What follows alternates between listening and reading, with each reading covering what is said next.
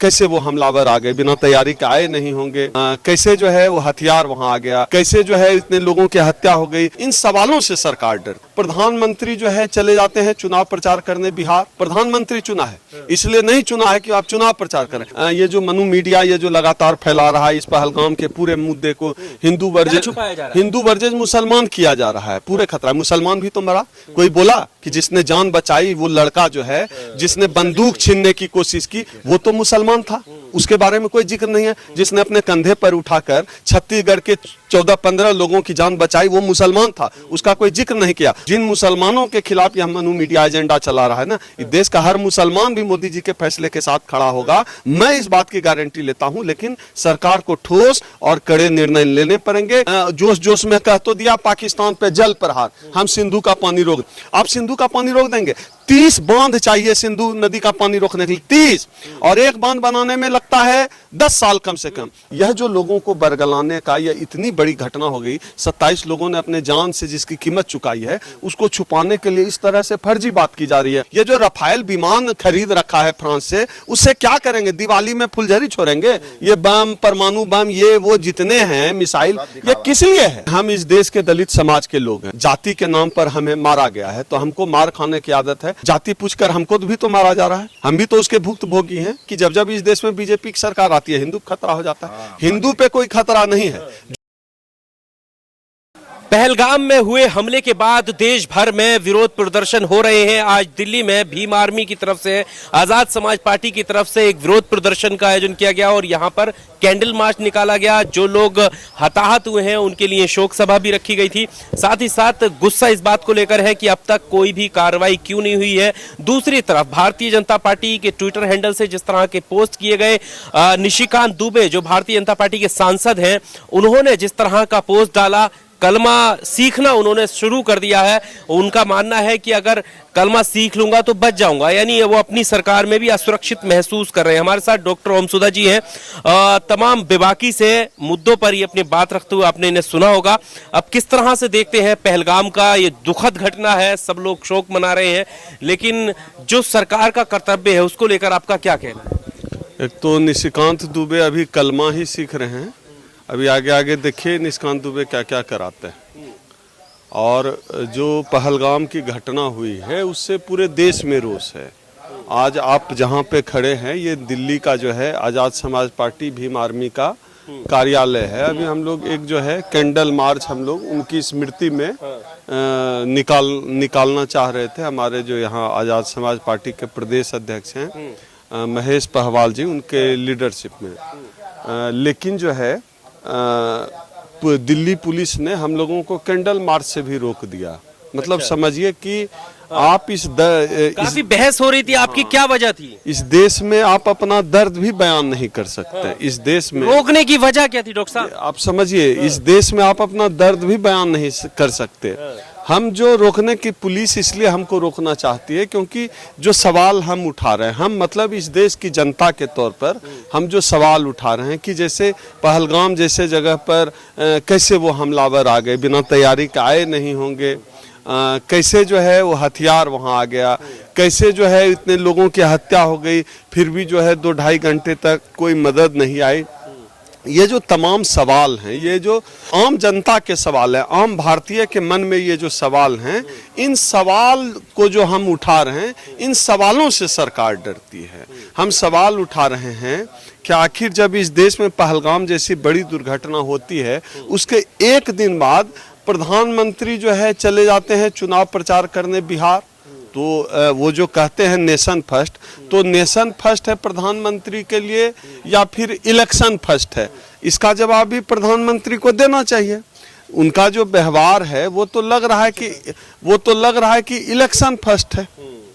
तो ये तमाम सवाल हम भारतीयों के जनमानस में है। और दूसरा ये जो सवाल, ये जो मनु मीडिया ये जो लगातार फैला रहा है इस पहलगाम के पूरे मुद्दे को हिंदू वर्सेस मुसलमान किया जा रहा है। पूरे मुद्दे छुपाया यह जा रहा है। जो सवाल था, जैसे पहले सवाल था कि पुलवामा में RDX कहाँ से, अब ऐसे ये सवाल है आतंकी ऐसी जगह पर पहुंचे कैसे जहां पैदल ही पहुंचा जा सकता है।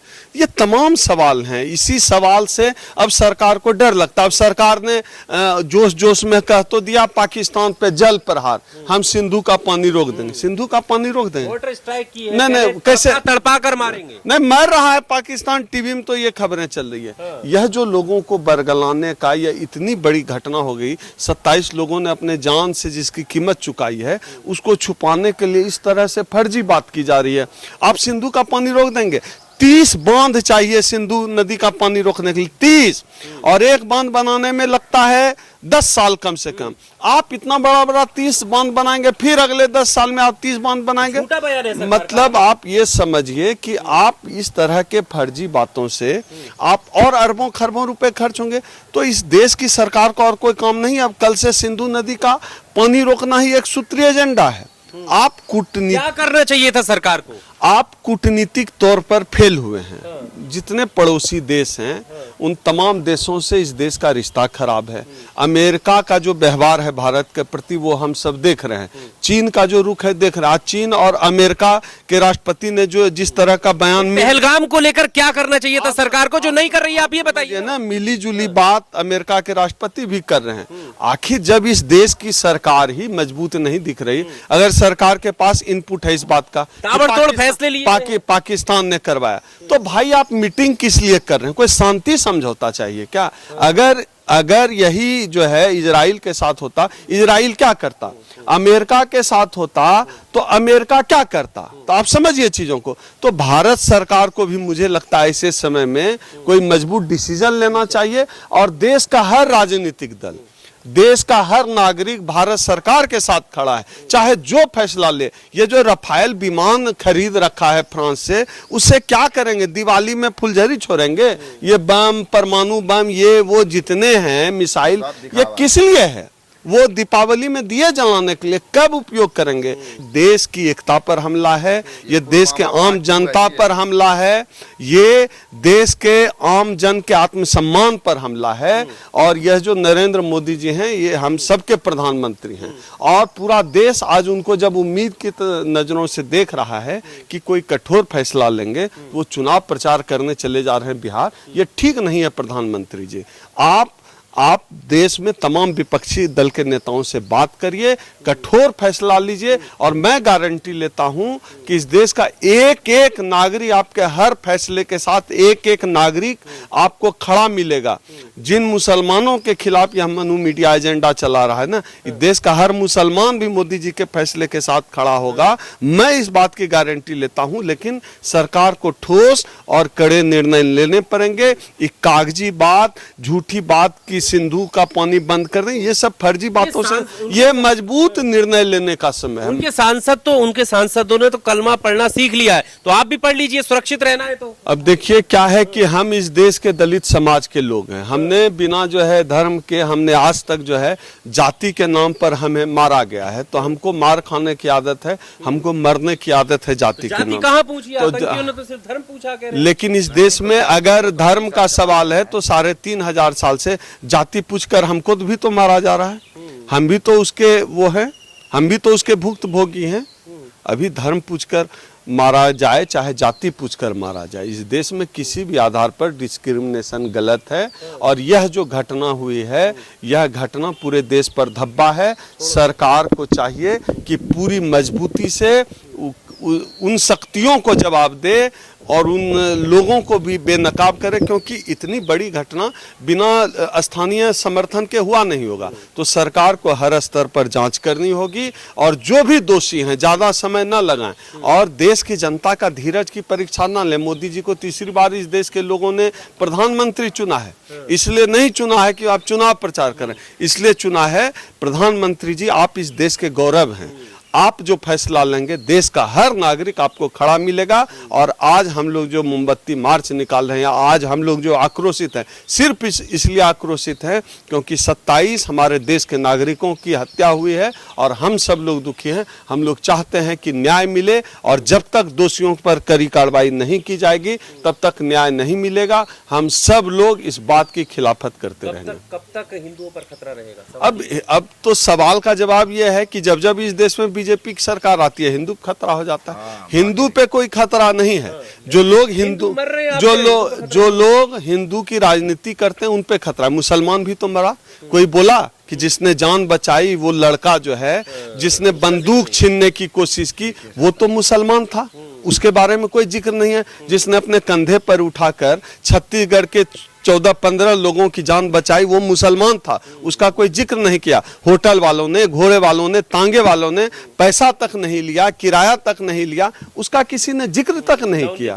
तो आप धर्म की बात छोड़ दीजिए, क्योंकि धर्म की बात वो लोग कर रहे हैं जो धर्म की राजनीति करते हैं। यहाँ हिंदू और मुसलमान का सवाल ही नहीं है, भारतीयों की हत्या हुई है और हम सब भारतवासी चाहते हैं इसका करारा जवाब उन शक्तियों को मिले जिसने हमारी एकता को छिन्न भिन्न करने की कोशिश की है। किस तरह से? ये तो जवाब सरकार तय करे। ताबड़तोड़ फैसले लिए गए नहीं, ये कौन सा, ये कागजी फैसले, कौन सा फैसला लिया है? करारा जवाब चाहिए। अमेरिका ने क्या किया अफगानिस्तान के साथ? जब उसके साथ जो है टेरर अटैक हुआ, अमेरिका ने क्या किया? अमेरिका ने नेस्तनाबूद कर दिया अफगानिस्तान को। और हम चाहते हैं कि उस तरह का कोई कड़ा फैसला हो और देश की जनता इस फैसले के साथ खड़ी रहेगी। अब बात से कम काम नहीं चलने वाला। क्या मैसेज है? भीम आर्मी लगातार इस मसले पर जब तक कोई ठोस निर्णय सरकार न ले, जब तक सरकार दोषियों को सबक न सिखा दे, तब तक भीम आर्मी इस आवाज को बुलंद करती रहेगी। और भीम आर्मी मांग करती है कि जिनकी भी हत्या हुई है उनके परिजनों को सरकारी नौकरी मिले। भीम आर्मी यह मांग करती है कि उनको सरकारी आवास मुहैया कराया जाए। भीम आर्मी मांग करती है कि 5-6 लाख से कुछ नहीं होगा, कम से कम पीड़ितों के परिजनों को 2-2 करोड़ रुपए सरकार दे। सरकार के लिए कोई बड़ी बात नहीं है, 5-6 लाख रुपए से कुछ नहीं होता है। कम से कम 2-2 करोड़ रुपए मुआवजा सरकार को देना चाहिए। हर राज्य सरकार को भी अपनी तरफ से अलग से 1-1 करोड़ रुपया देना चाहिए। यही सही निर्णय है। तो आप समझ सकते हैं कि मांगे भीम आर्मी की तरफ से रख दी गई हैं, कैंडल मार्च हुआ है और लगातार इस मामले को लेकर विरोध प्रदर्शन करने की बात कही जा रही है। इस इंटरव्यू को लेकर आपका क्या कहना है? कमेंट बॉक्स में आकर अपनी राय जरूर दीजिएगा। शुक्रिया।